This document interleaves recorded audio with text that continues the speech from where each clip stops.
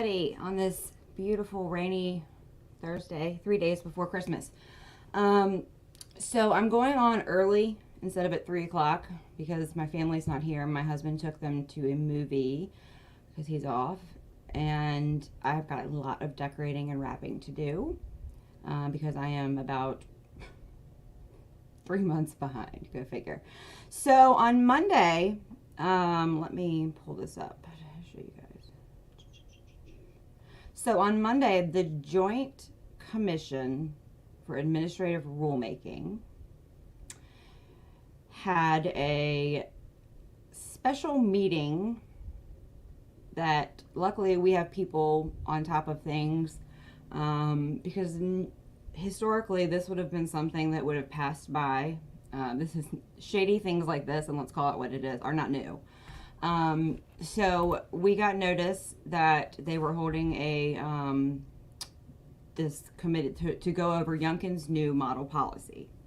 And being in Richmond, I don't have an excuse. I don't have to drive. I don't have to go anywhere. So for me, as active as I am, and as we're active as Virginians for Children's First is, for one of us, somebody from the group to not go. So I went.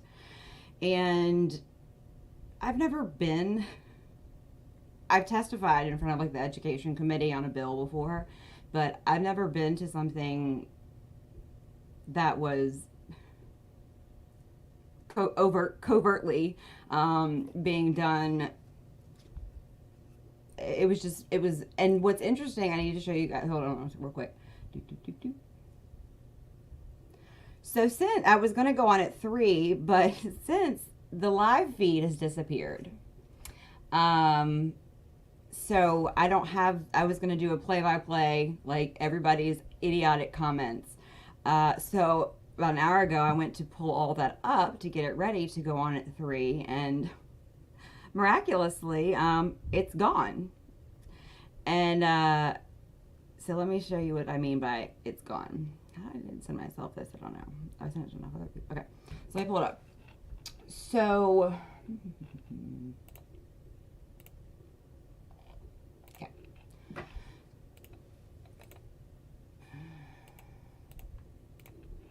Okay, so here, when you pull up, so they have all the Senate, and this is part of open government, freedom of information, is all this stuff here. Look at all of these going back. You have to have a public record when things like this. So this would be the Joint Commission for Administrative Rule, JCAR, not J-Lark, JCAR. So this would be, it would have upcoming meetings right here, which is what it had the other day. And then right here, you can see all these lists. I mean, look how far, I can't even tell you when 2020. I mean, you can go back and look, video. So I pulled it up today to get everything ready. And look, we miraculously jumped from the Cannabis Oversight Commission on the 14th to the 20th, which was the day after this meeting. That was Tuesday, because the meeting was the 19th. So the meeting, the footage is gone. So let's just go on public record real quick and state that the footage is gone. So I've put all my, so nobody can view it. Not to mention it violates Freedom of Information Act, which is not, FOIA is not just requesting communication between people. There's a lot of stuff that goes with FOIA.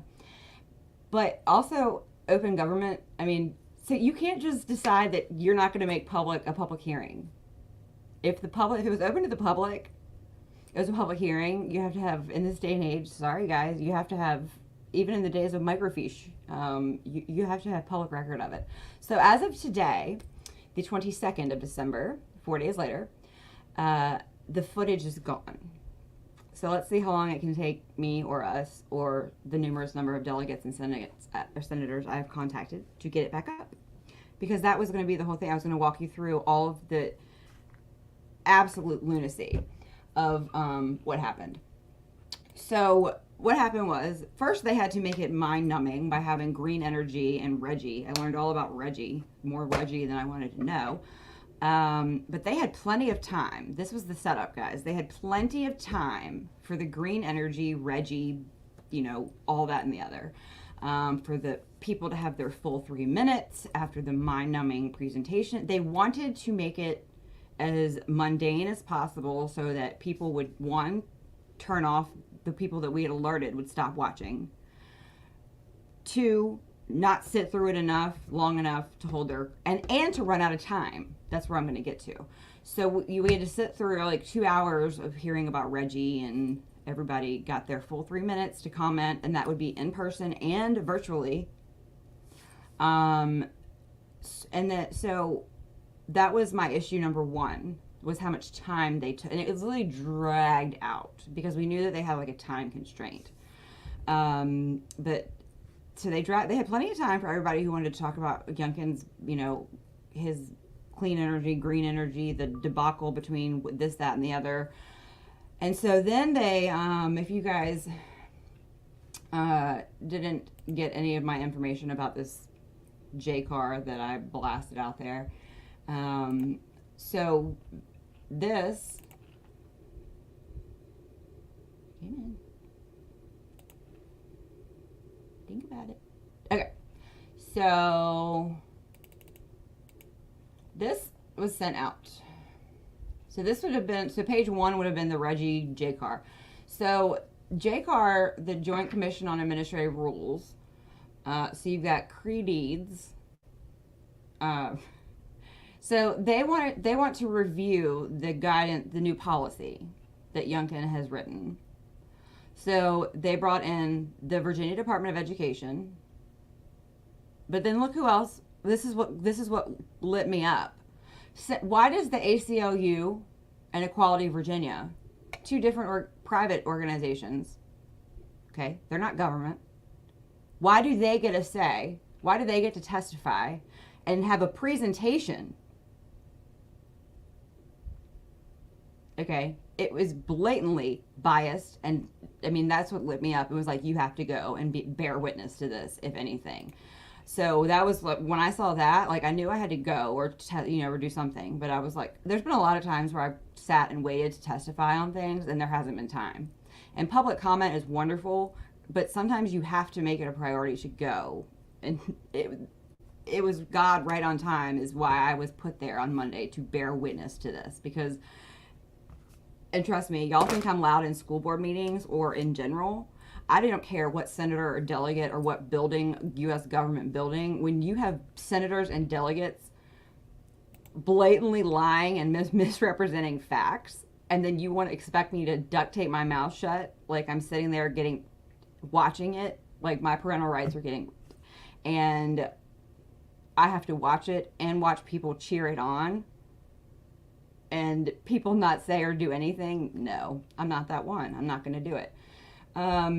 So what happened was, I just want to show you, man. If you guys don't know this person, you should, because he has to go. This man, creeds. At the end of my 2 minutes, I told that you are the reason why there has to be term limits, because this man was the biggest. I don't even know. I don't know. So, okay, so to start, let's start with this. So they bring in Gadara and Balo. And so Gadara goes up to the podium. And she gives her statement. Like, she's the Secretary of Education appointed by the governor of the state.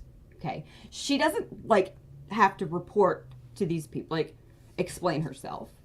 Much less, guys, keep in mind that we have a Secretary of Education who has zero education background. The only thing that she does is data mining and education. That's literally her background. And then Balo is sitting there in the front row, who I go head to head with every month at the Virginia Board of Education meeting. And so here's a friend had sent me this snap during the thing. So, because I don't have the footage. So then this person, we'll just say that. So imagine Hunger Games.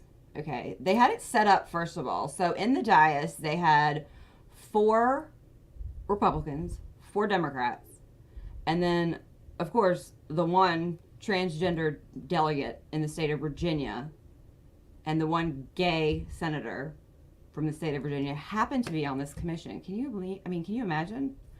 But I wanted real quick to preface that as that comes out of my mouth with the fact that this isn't the norm. Don't think that because you have a transgender delegate or a gay delegate or senator that their opinion speaks for the community that they are saying that they represent, because it does not.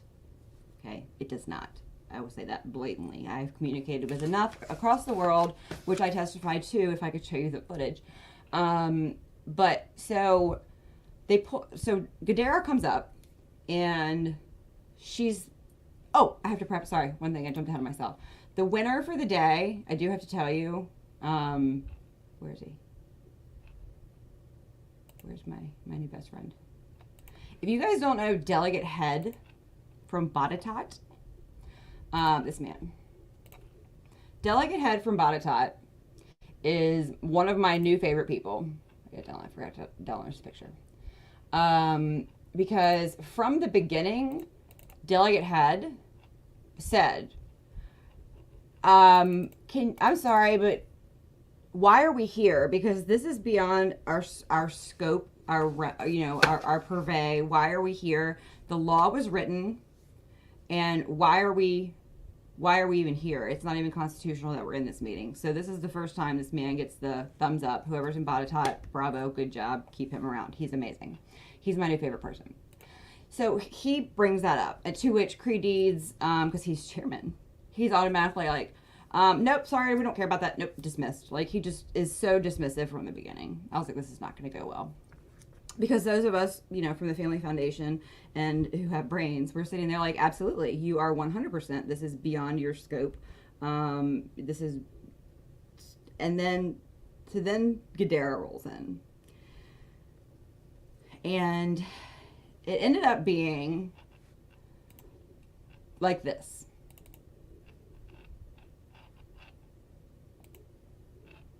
Imagine being in Hunger Games, like when Donald Sutherland comes on the big screen and is like, because you can see like here, it's not just that one, like here, like where you can't see, it's like talking down on her was Delegate Rome and all around her. And so what would happen was, so she gave her speech about parental rights, the original model policy, how they deleted parental rights, and Creed Deeds would give his, completely off base, and then he would be like Delegate Rome, and then she would come on the big screen and do her, I'm transgender, and she started bringing up all this madness. Asking Amy Gadara about some bill in 2017 that Republicans could have voted for that would have protected, this from happening, and they voted it down. And then she started using that. She started saying that was precedent.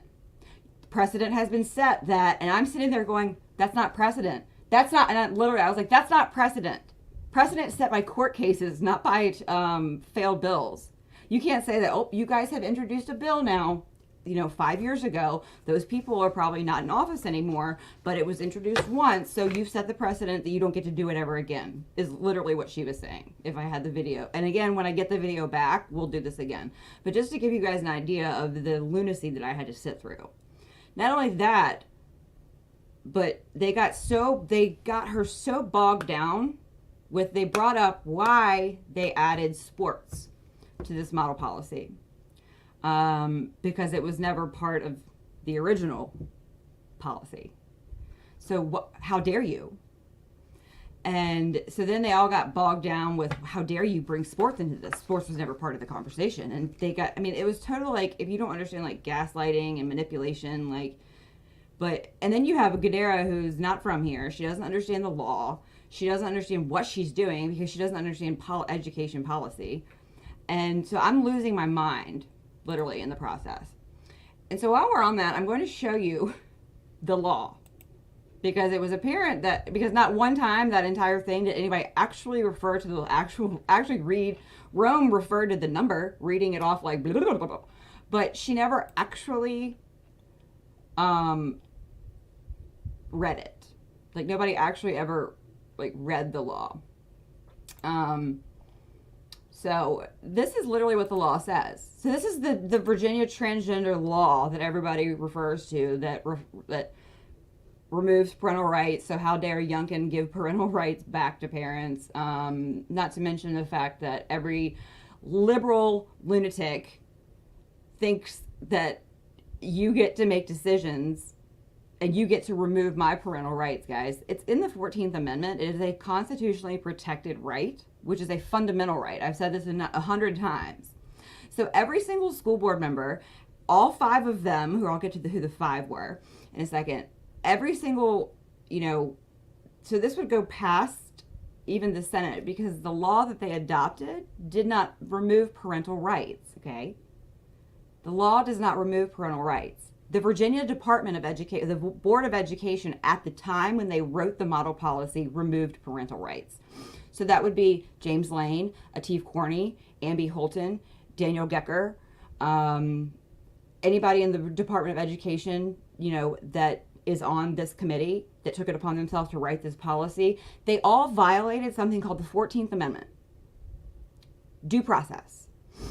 There's law, like, guys, there's so much law. You cannot remove parental rights on a whim just because you feel like it. There's even law, and I'll show you, that states that literally, to benefit one parent, it is a status notion to think that you have to remove rights. I mean, there's so much, and that's where the Supreme Court, returning back to where we live in America, which is where the foundation of this nation, isn't based on your feelings or your opinions.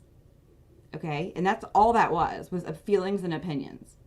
It is based on what America's founded on, which would be the Constitution, the Bill of Rights, the Declaration of Independence, and everything, the articles that followed after. And then after that, that would be things like Grimm, the Grimm case they kept bringing up. Well, guess what, guys? I'm coming for you, because Grimm should be overturned like Roe v. Wade, because that was then, if it's not in the Constitution, which I'm pretty sure transgender rights in public schools was not in the Constitution. So the Supreme Court had no business ruling on that. So this is where we return things like Roe v. Wade. Not in the Constitution. 10th Amendment. It's not in the Constitution. It goes to the states. So yeah, I'm coming for you next, Grimm case, because I'm tired of hearing about you. So as you have to understand, like, if you don't understand the law, the Constitution, and you can't talk about that, then yeah, we're going to get beat every time. And why it's called the Bill of Rights, not the Bill of Feelings, is a little bit, I didn't mean it as a like a pun, because it's the truth. I don't care. My parental rights don't end where you feel, where your feelings begin. How you feel a group of children. And so until we start acknowledging that part that we ignore, this is not a cultural war, it's a constitutional war. Think that in your head every time that you go to battle somebody on this. That's fine. You can feel how you want to feel. This is what the law states. This is what the foundation of this country was built on.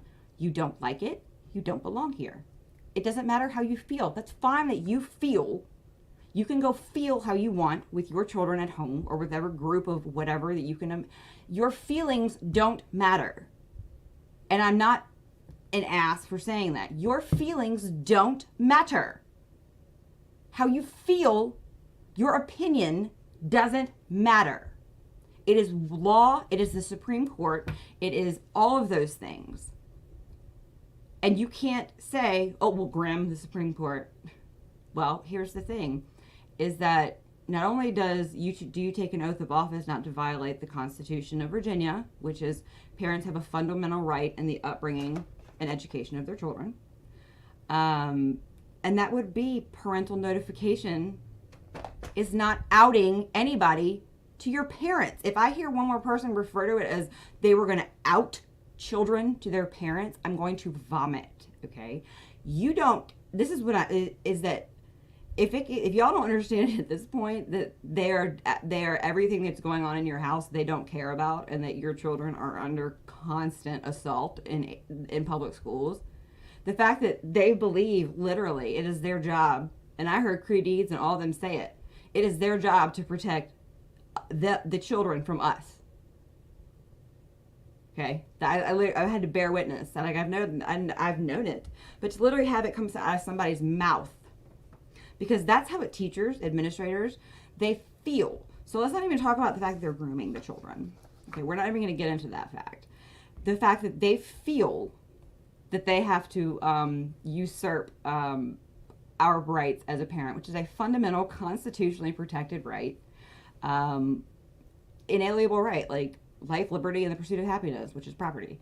So they kept referring to the bill, the actual bill.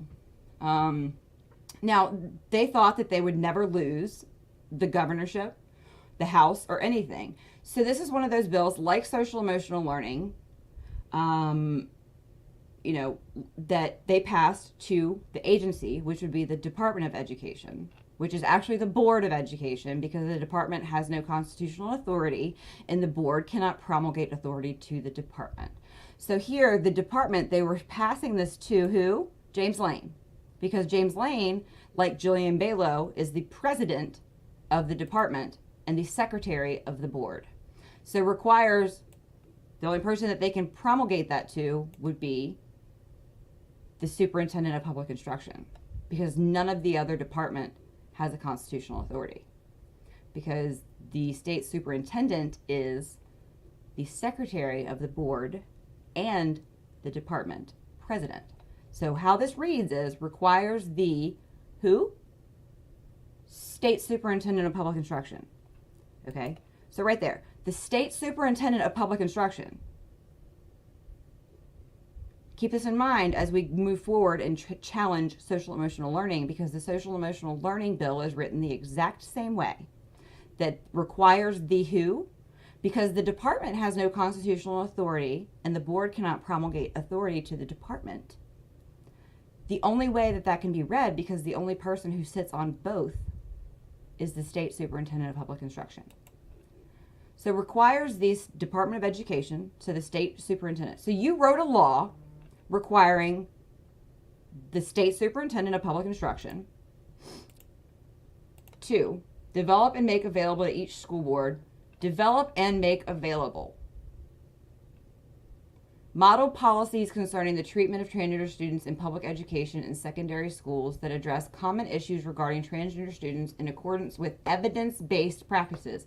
Excuse me while I usurp that. If I hear the word evidence-based one more time without one person knowing what they're actually talking about, I'm going to flip my lid. Evidence-based, now this would be from the Oxford Review. Is it like, you don't even have to know how to research. You should start at, what does evidence-based mean? Because it's in the Virginia Literacy Act. It's in every other word of social emotional learning. Evidence-based, evidence-based, evidence-based. Well, for those of us that have common sense and or still, unfortunately, me a couple months ago, that live in a world where, okay, evidence is evidence. Well, after COVID, we should know that evidence is not evidence. Evidence and research versus empirical data, all that stuff is not the same. So stop being trusted every time that you see the word evidence. So look. Okay, so real quick. This is from, now this is from a blog. This is just one, but this is the one that I could best dumb it down. And you can find actual, like, articles on, this isn't just, okay. Evidence-based practice is not solely focused on being dependent on peer-reviewed research. Experience plays a vital role in evidence-based practice. Only it's not an old experience that counts here. There's experience, then there's experience. Okay?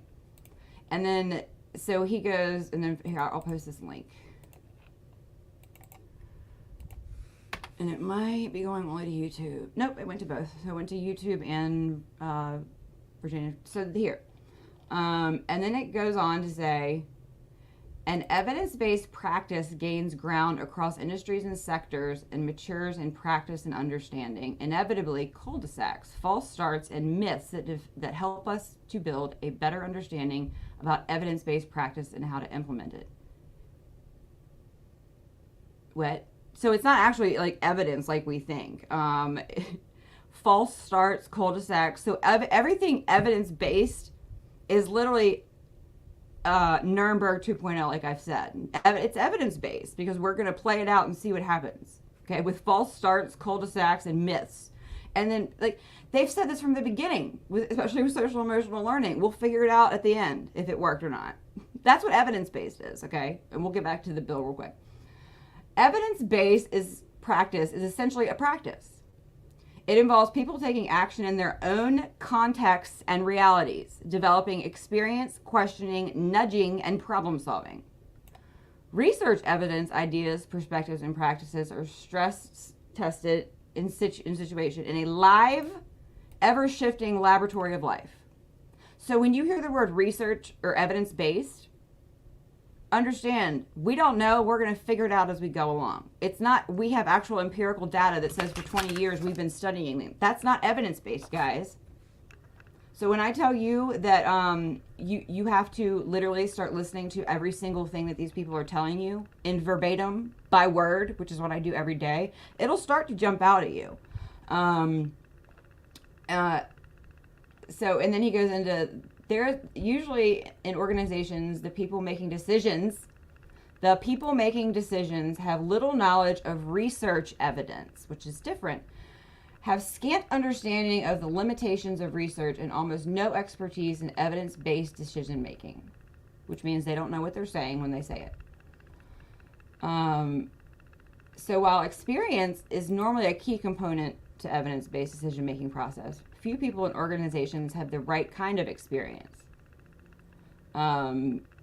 So that's again what I talk about when I say that we have people who are not medical professionals. We have politicians with feelings deciding things and saying that evidence-based. Okay, and then they have selective medical people that they go to, and unfortunately, it has become so incestuous that everybody, like the Pediatric Association, the Association of School Psychologists, the Association of School Counselors, people that you would normally look to and say, well, they're psychologists, they're doctors, they're mental health professionals. No, they've all been compromised. You can see that when the APA, like even the Psychiatric Association, but especially the pediatricians, is that, you know, there's the American College of Pediatricians, and then you have the APA, the American Pediatric Association, who are in direct contradiction of each other. One, because one has been bought and sold, and one is still trying, because at this point, if you're practicing medicine and you speak truth, you could lose your job. So I just wanted to clarify really quick what evidence-based is, okay?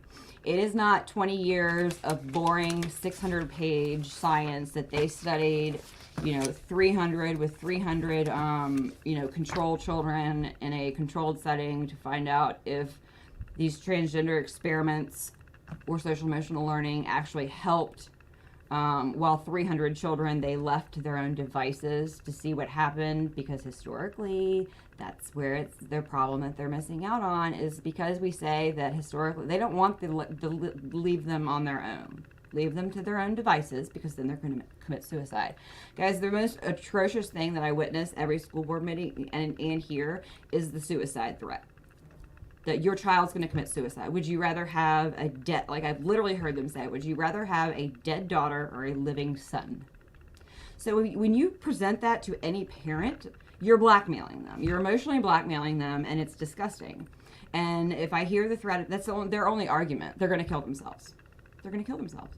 Really, how about the rampant suicide under the age of 13, just as an example, across the state going on now, currently, that's never happened before, that nobody will acknowledge because they're continuously talking about suicide all the time. How about that suicide rate? Because there's actual evidence, and you have to, and this was in my pages of speech that I never got to give because we were cut from 3 minutes to 2 minutes. But you know, Equality of Virginia, it took them 15 minutes of wasted time to set up their slideshow. But we had, it was disgusting, and I will go over all that when we get the footage back. But again, because the footage has been pulled, that was my plan today. So I mean, I have pages, and because fighting child sex trafficking, I have pages on how all of this is going to harm children by removing parental rights that I had saved from years ago. Because who's going to take care of and love these children? Or is Rome or Creeds or maybe Locke or any of them? No. And this is one of the most, if I said any, with rights comes responsibilities. You can't take parental rights in loco parentis and then send them home to their parents who have no idea what's going on. You want to take the rights away from parents? Who has the responsibility then? That's the thing. They want the right but not the responsibility. That's not the way it works. Because with parental rights comes what? Responsibilities. You have to feed your child, you have to take care of them, you have to make sure they go to school, you have to do all these things. You don't just get to say, well, we know what's best for your child, but then we're going to send them home for you, and if you don't send them to school, feed them, and do everything else, that we leave up to you. This is the common sense portion of it. You don't get to say that you only this one specific area, and everything that we're teaching them are we going to usurp from you, but everything else, that's on you. And then we don't have any knowledge of what's going on, is where we have to start acknowledging. Is that, no, I'm sorry, that's not the way it works. And if you have to pull your kid, you have to figure out a way why, because this is what's going on. There's actual study, and you can look to some of the most progressive nations in the world when it comes to, transgender and children and this kind of thing. You can actually look to them who have done research on it and see that, children who have been subjected to puberty blockers and hormone therapy, they have a higher chance of suicide. So I just wanted to real quick explain what the actual law, which nobody ever mentioned the words. So the actual law, again, is not, okay, so as they move forward, remember, the law does not have anything written because Creeds kept talking about, well, so we have two laws in direct conflict of each other, talking about, the 2014 1-240.1, parental parents have a fundamental right. And he kept saying, so we have two laws in direct conflict of each other, that one and this one. And I'm sitting there, I literally screamed, the law does not remove parental rights. Like, and I know that all of them voted on it. We're going to go through voting history real quick. And I really can't do this all day because I will. It's enraging. So it goes through, and I will gladly, again, post the link. Everybody needs to read the law so you know what you're fighting. So the only thing it requires is that the Department of Education, who's going to be the state superintendent, develop and make available for the school board. Make available. It doesn't say shall adopt. It says make available. Model policies concerning the treatment of. And it goes on student records, maintenance of safe and supportive student participation, in sex-specific school activities and events, excluding athletics. That was the one part that they chose to pick on. So there currently is nothing in the law that says they can or can't, because this is a policy being developed. Guys, don't get mad at me. I didn't get arrogant and pass a law to a blatant blue liberal left Department of Education thinking that I would never get out of my seat of power. You did that. Guess what? Sorry. We elected it. We got you out. We got a new Department of Education, which is State Superintendent of Public Instruction, appointed by the governor. Okay? So your law, sorry, you wrote it. It's like a school board policy. It's up for revision at any time. I kept hearing the ACLU whine at this thing on the JCAR on Monday. Well, I mean, it's only been in effect for like a year and a half. So why are you going to change it? Because they wrote the law that way. It's like a school board policy. It's up for revision at any time. There's no time limit. And unfortunately, most people don't know this because their division didn't adopt it. So the division didn't adopt it. Unfortunately, Chesterfield, 63,000 children, like I said when I testified, or when I spoke in my 2 minutes, the 63,000 children the state doesn't acknowledge or forgets exist, adopted this verbatim. removing parents from day one with a 3-2 rhino liberal leftist school board. So don't think because you have a Republican majority school board that you can't have weak people sitting on it. When Sans Anderson tells them you have to adopt it, it's the law, which would be the VSBA, that you don't have weak-minded people sit on those school boards going, okay. I had, someone running for delegate called me yesterday and they were like, no, we have to stop that. The threat, even here, the threat of a lawsuit for you to fold, bring it. Bring it. Like, you took an oath of office. No. Sorry, bring it. And we are at that place where when we talk about weak, spineless Republicans that have got to go, is that if you can't say, these are children, I took an oath of office, there is no way in Sam hell I'm going to adopt this that removes parental rights. All of them parents. So anyway, that's what the law is. Okay? The law does not remove parental rights. The law, and it doesn't even say, they have to make policy and make it available to each school board. And then one quick thing I just have to show you. So look. This is why we had to take the House. That's all we had. So these, look how it says pre-K-12. They knew it was coming. My favorite part. Not my favorite part. Oh, sorry. The part that makes me want to vomit. Where is she? You can run, but you can't hide. So this is why we had to take the House. But you'll notice one cute little note here. The same person that voted down in our new House, a Republican, back last year, the bill that would have fixed this. The same one, look at this, Carrie Coiner. Carrie Coiner, proud old school board member here in Chesterfield. Yes, she is. But the Chesterfield GOP doesn't ever want to unseat a red body from a red seat. The hell we don't. I'll move over there in the next 2 years and take her seat if I have to. But here, who voted yay? Carrie Coiner.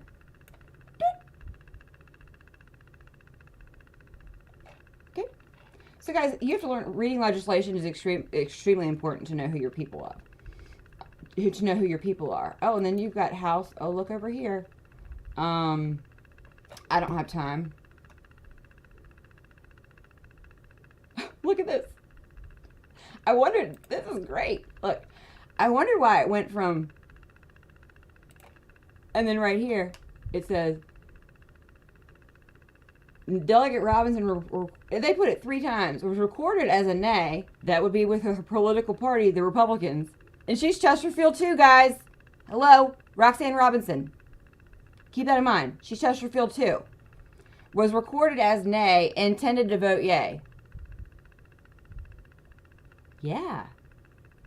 Yeah, right there. Boop, boop. Okay. Robinson. Oh, no, I didn't mean to vote with the Republicans. Put me up here with the yays. So you got Coiner and Robinson, both Chesterfield, both voting for this. Keep that in mind as we approach this legislative session, or this next election cycle. Keep that in mind. So Delegate Robinson, they put it 3 times. Got to get that on record. And then we're going to go through, and you're going to go, so that's the House. And then you're going to go, this is, guys, we've got to take this Senate. Dunnacant! Oh! If it doesn't get any better, I forgot about good old Dunnacant. Look who voted with the Liberals. Dunnacant. Who's going to move over to that portion of Henrico or wherever and get her finally out? Because HPV, her fault. The sexually explicit, we're now fighting when there's already law in the books for all instructional material. That'd be Dunnacant too. Look at that. Dunnacant voting with Hashmi, Lucas, Locke. Okay, do you see the problem here? Everything that goes against conservative Republican values. When you have people, Dunnacant, voting against that, why are we not screaming and replacing them? And then go back up here and you can see your, your basic, your people with, Dunnacant. I'm going to get me a Dunnacant. When you see Dunnacant in there with like Morrissey, Saslow, Spurriel, McClellan, Lucas, like that is not okay. because we know that these people are not voting for anything, especially in education, that is beneficial or good for our children. So let's just, so Donna can't, problem. Coiner, problem. Robinson, problem. But the problem is that Donna Can't has been in there so long, she has to go. Someone has got to run against her because HPV, Donna Can't. We are one of 3 states for the last 13 years just had HPV on our recommendations, requirements. It's not required. Donna Can't. And then we go down, and then you can get the final adoption with the final list. And then so you have your nays, and then you have your yays. And so then you're going to see your Coiner, and then you're going to see your Robinson.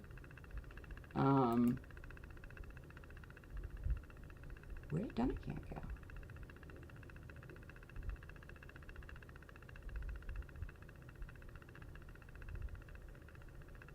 Oh, that's the House. Sorry.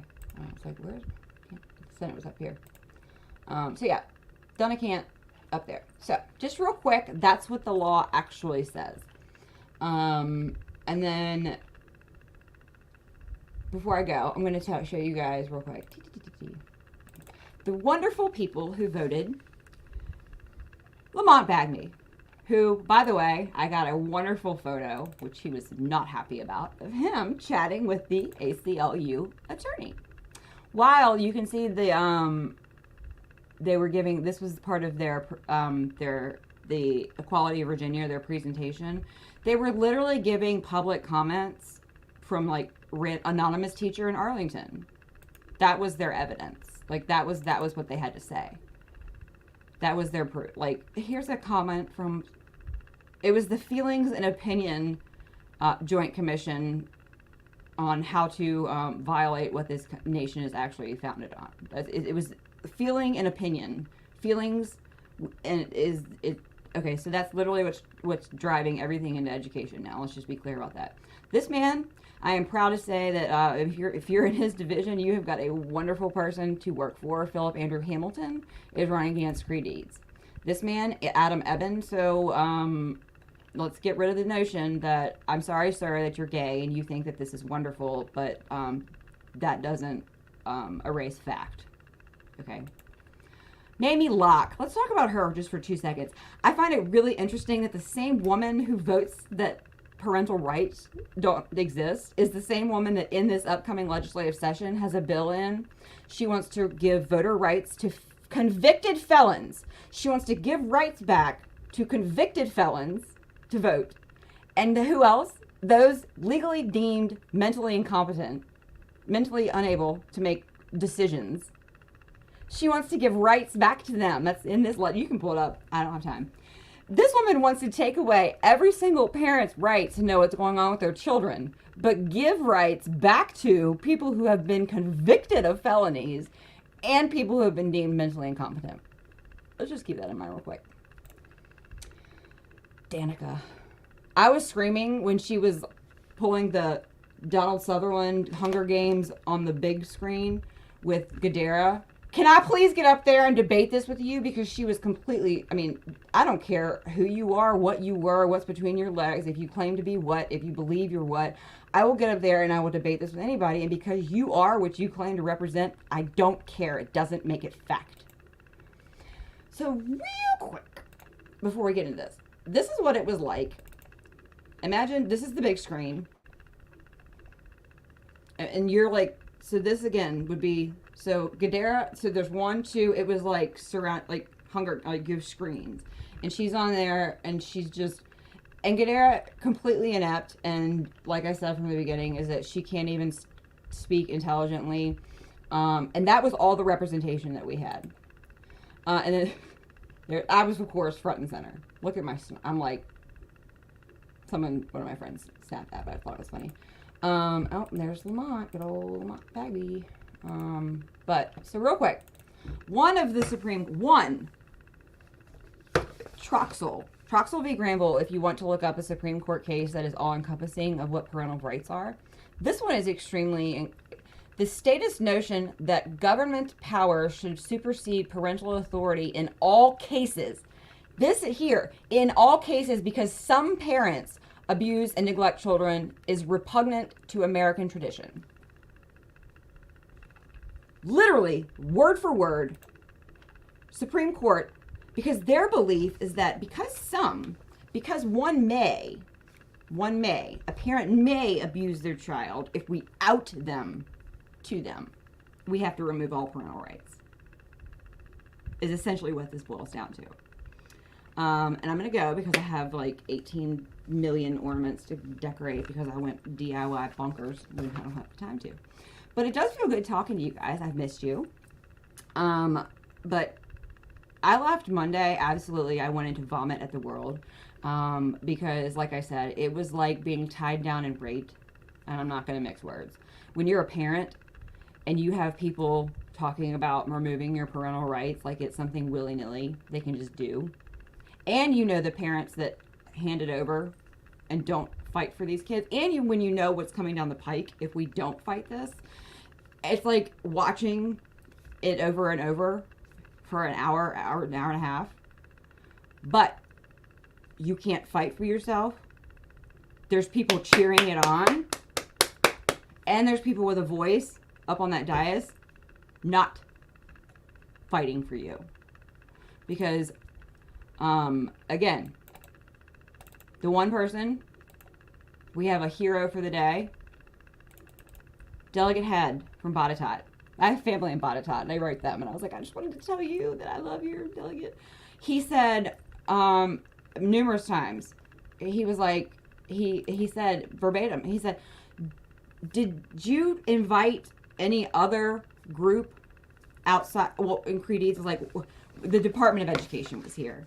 And he said, well, we know that department is not advocates for truth when it comes to conservative values and what parents and even educators want.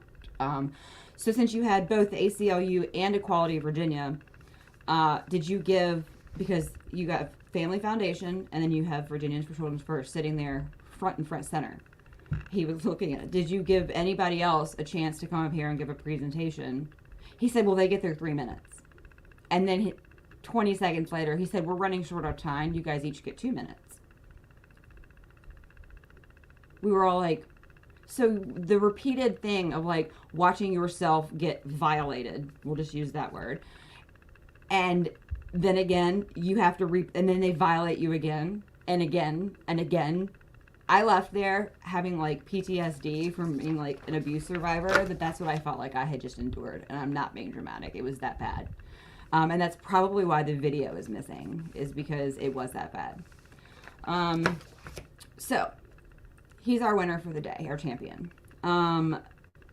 So just to be clear, the news articles. So where do we go from here is the question. What does this mean is what I've been getting a lot. I mean, essentially it means nothing is what, article, they can send their opinion letter. And I really, honestly, I can't even look at it. Like, I can't. So they're sending their opinion letter. And this is what's even more important, is that if you have delegates, senators, people who are running, people who, like me, who have a voice, who are, like, this is what the thing is I don't care what your opinion is, and you have to know the law.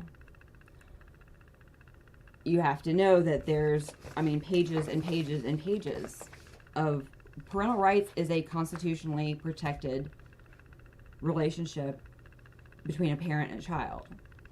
If you're not ready to fight, then you better be ready to pull your kids out. Because if you think that they're going to stop here, guys, you don't even know what your children are being taught first. So we've trusted a system that can't be trusted. How much further do we go as parents before you literally co-sign your children over to the government?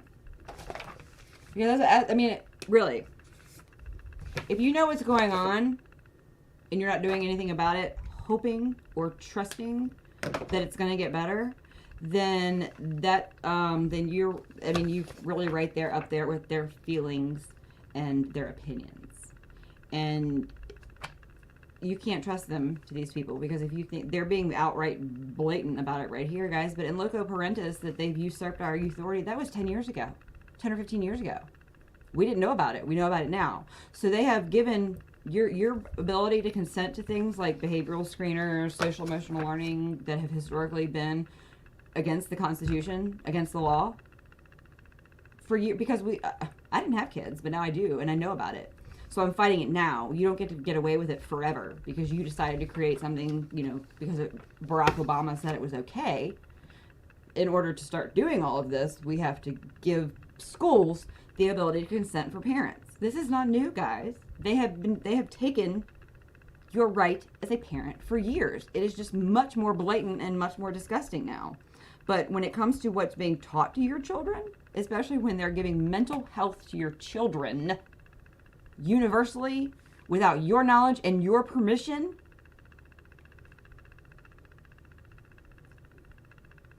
if you think that's okay, roll on with it. Go on with yourself until your child comes home and thinks that they have, or they commit suicide because they're constantly talking to your children about suicide at like 9, 10. Or when your child comes home and tells you at 11 that they have, generalized anxiety disorder, they need to see a therapist. And now, even after being removed from public school, continuously focuses on her 11 or 12-year-old feelings, which are normal for middle school girls. It's now she has they're destroying children. And so that's how that whole lunacy went down. And maybe tomorrow, because I wanted to get into the World Professional Association for Transgender Health, which I also mentioned in my comment, and the U.S. Professional Association for Transgender Health, that I also mentioned in my comment. Dr. Erica Garten, who used to run that organization, who now works for the Foundation Against Intolerance and Racism, who I have spoken with, who's an actual transgender adult doctor, who is the person that these people should be going to. I have also reached out to a person on the Board of Education that I know and sent that person, these people that I've spoken with for months, their information, so that when you have people like Delegate Rome who say, have you talked to any it was literally like this, have you talked to any transgender people? Have you consulted with any transgender? They kept saying transgender youth. Have you consulted with transgender youth? Have you consulted with transgender youth? I was sitting there going, they're children! Why would you consult with children how to make policy on children? They kept saying, transgender youth. Did you consult with any? No, I don't care what children think when I'm developing policy about children. They're children. Okay? Let's just be, did you consult any transgender youth? Youth? Okay? So that was my so I have sent the information to my people inside that building and said, can you please reach out to Jillian Balo and Amy Kadera and tell them that I have the contacts with the world professional, the people, the transgender adults, doctors, who are adamantly opposed to this. If you would like to not look like a big a-hole the next time that you have to discuss this issue. So we'll see what happens. But I mean, that's just, so hold on, where is it? Okay. So if you guys, real quick, So Foundation Against Fair. I've done a lot of work with them regarding the behavior screeners and what we're going to do about that moving forward. But they actually made a comment, and you can see it in the town hall, the original town hall. So that they're great. Dr. Erica Anderson, is a conservative American transgender psychologist. Okay. Young people are transitioning because it's trendy and because of peer influence and social contagion. And so she left the World Professional Association and U.S. Professional Association. The disease model of gender diversity can be criticized. So she admits that it is there is mental illness when it comes to this. But just like, you know, Larry Elder, you know, Sowell, any of them that speak truth regarding what's being politicized when it comes to their people, they are outcast.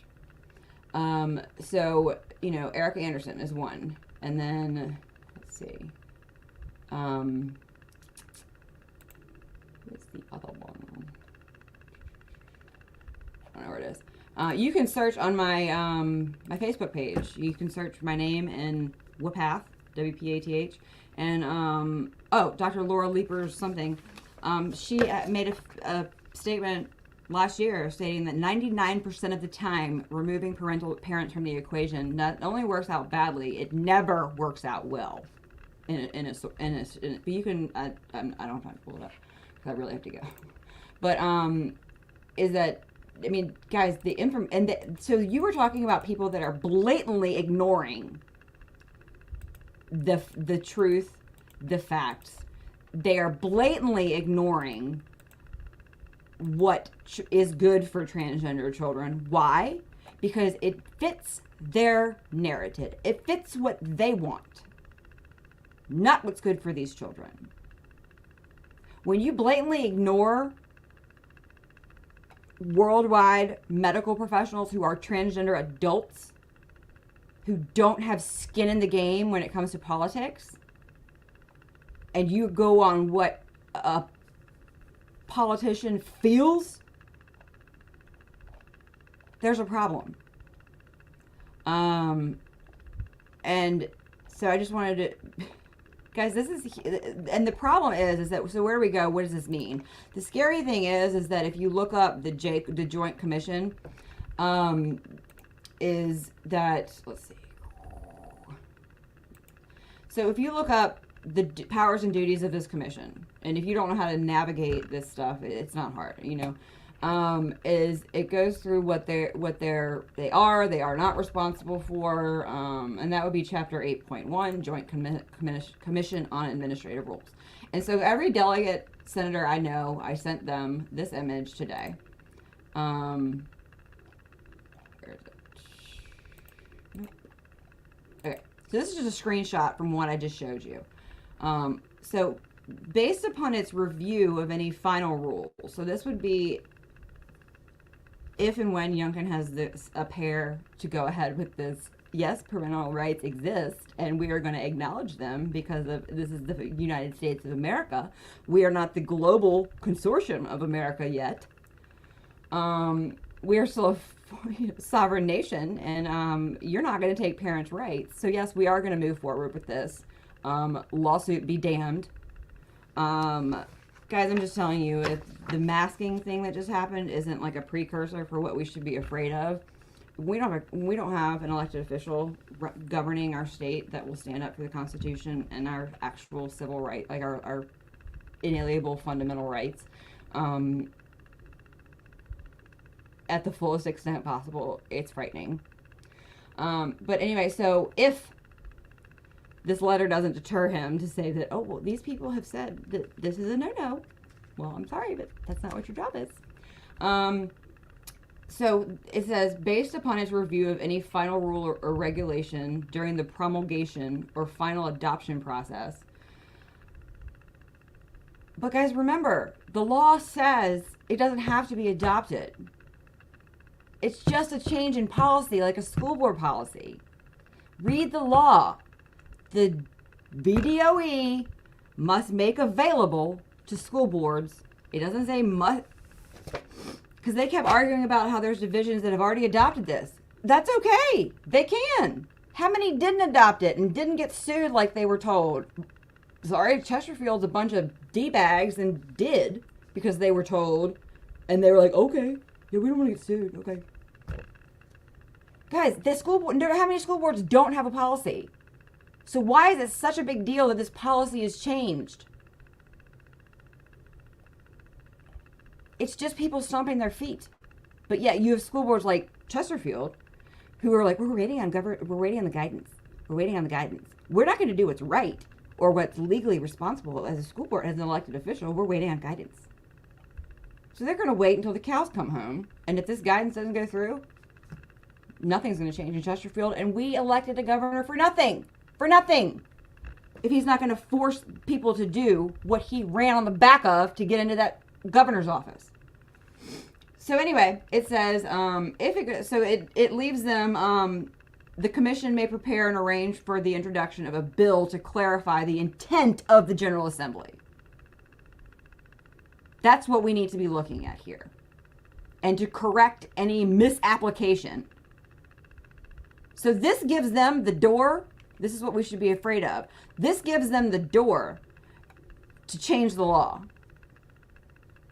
without waiting for an actual law to be introduced, adopted, all that other stuff. That's why this is a huge problem. That's why this video missing is a huge problem. There's so much about this, and everybody's like, gosh, he's making such a big deal over something that's probably not going to... Guys, I'm sorry, but when have I made a big deal about anything that has not turned into a big deal? I would love to be wrong. I would love to be wrong. I would love for Youngkin to come out and be like, I don't care what the ACLU, nobody's going to, I'm the governor. But guys, remember when he was campaigning and he said, I'm going to be governor, but I'm not going to govern? Which sounded great after having tyrannical leadership for 12 years. It sounded wonderful.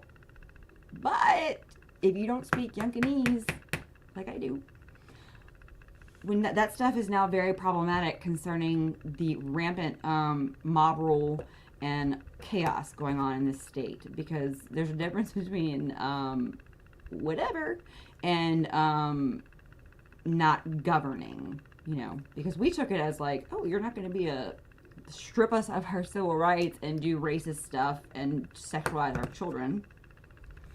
But unfortunately, that literally means that I'm going to leave it up to the localities. I'm not going to govern anybody. I'm just going to come into office because, guys, 4-year terms, you have people like Youngkin who come in, and the second they get into office, they start planning for presidency. And they don't want to govern the state because they aren't even here for 4 years anyway. I don't have to do what I promised. Don't care. I ran on what? Guess what? I'm not running for another term. What does it matter? Guys, there's so many problems here. The biggest problem is that the system is broken. And there are not enough people that are willing to stand up and acknowledge. Because remember, who shall inherit the earth? The meek. That would be the children. So like I tell politicians, people running to be politicians, people who are running for elected seats who don't want to be politicians, they just want to do what's right by this country and this state, is that nothing matters but these children right now. Because whether you fight for abortion, whether you fight for guns, whether you fight for clean energy or no energy or pipelines or unions or pay or whatever your issue is when you decided to run as an elected official,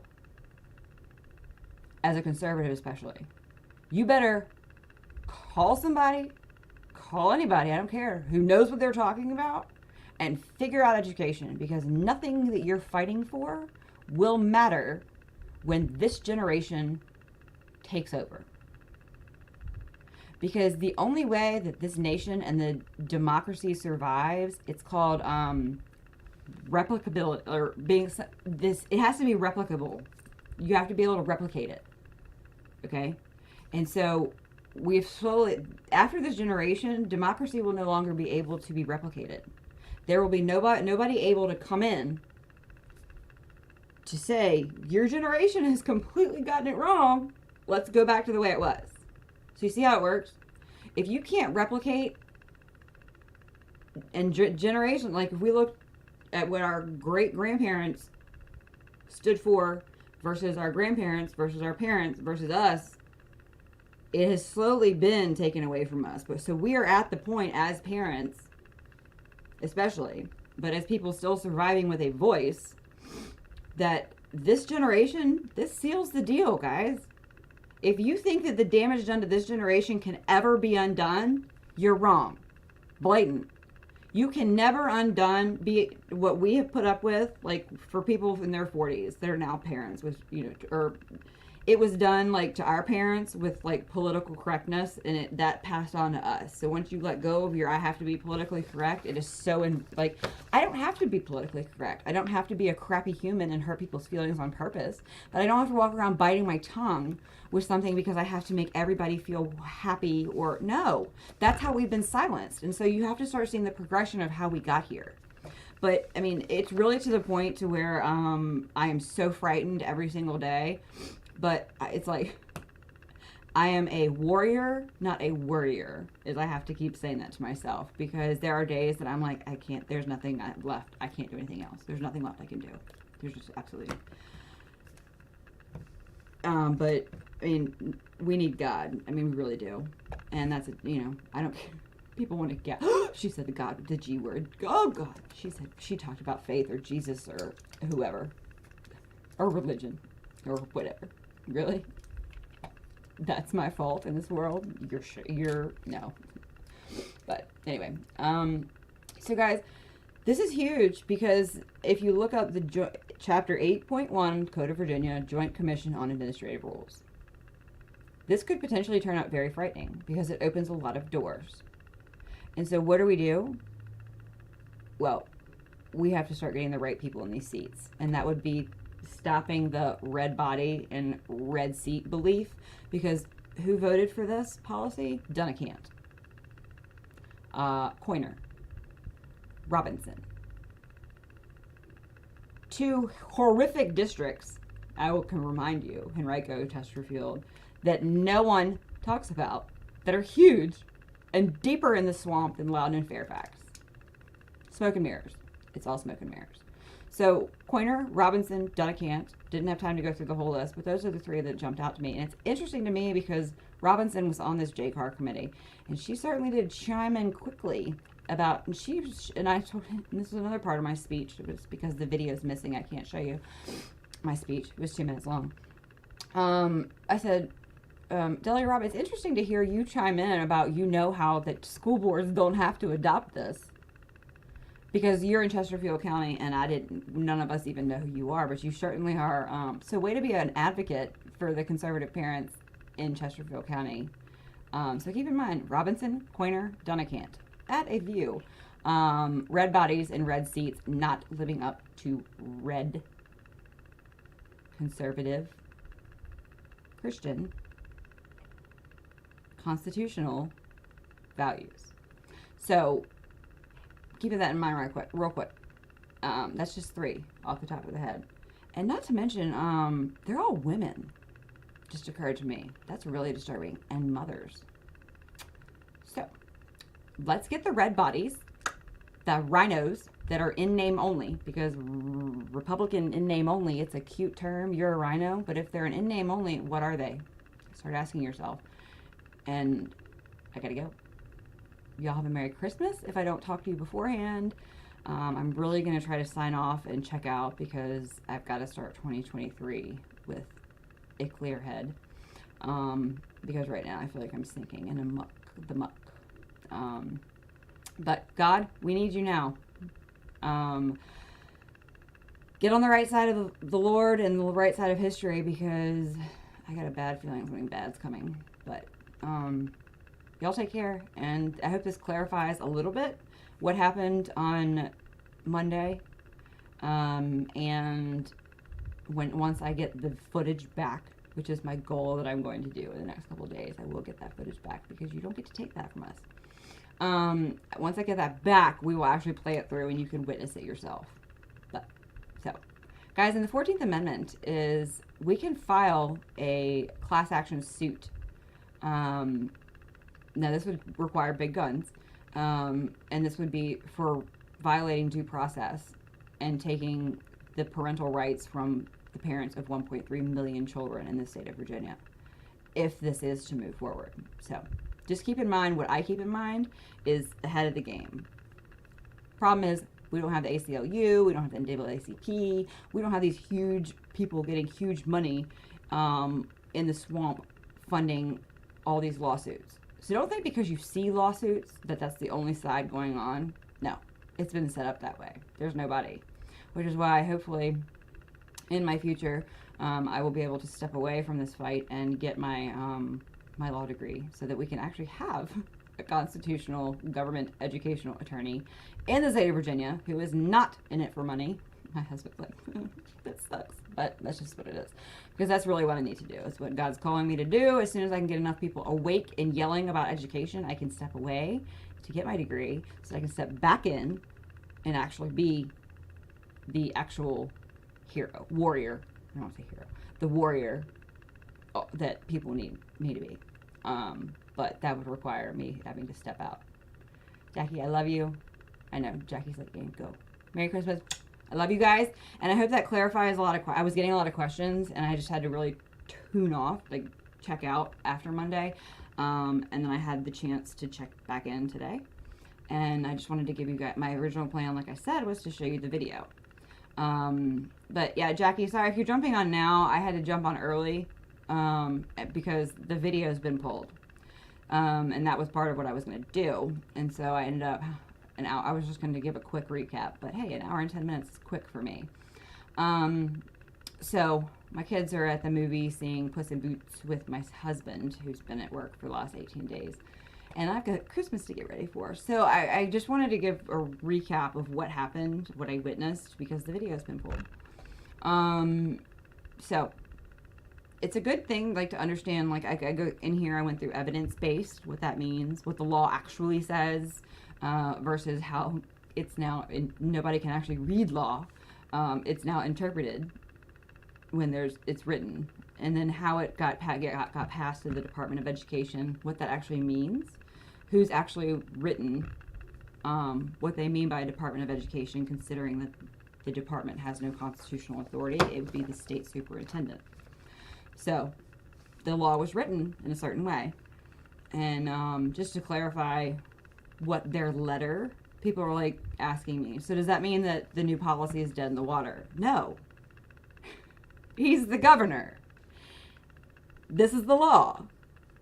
We have parents' rights are fundamental and constitutional. And then I dare, this is where I'm going to come in, is I dare, you guys know me, I dare Youngkin to say, you know what, never mind, I'm not going to go through with this.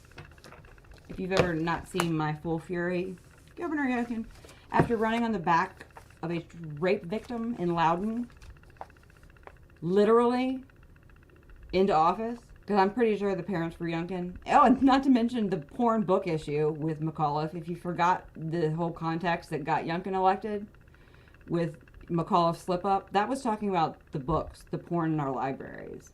So you want to violate my parental rights and tell me, and you want to violate and take my parental rights because we elected you to do something that you don't want to do or you're not going to do.